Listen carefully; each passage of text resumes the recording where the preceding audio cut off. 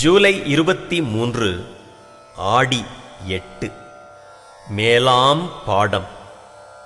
நல்லாரிடமிருந்து நல்வாழ்வை நான் கற்றுக்கொள்வேனாக.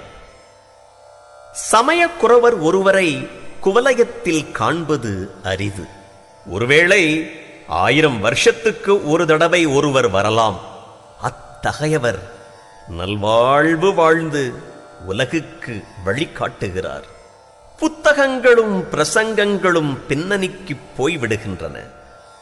எத்தகைய வாழ்வு மனிதன் வாழ வேண்டுமென்று அவர் தாமே வாழ்ந்து காட்டுகிறார். வாய் பேச்சாலன்று வாழ்க்கையின் மூலம் புகட்டும் பாடமே மேலானது.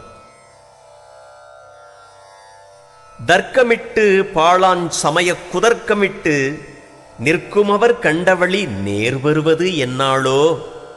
தாயுமானவர்.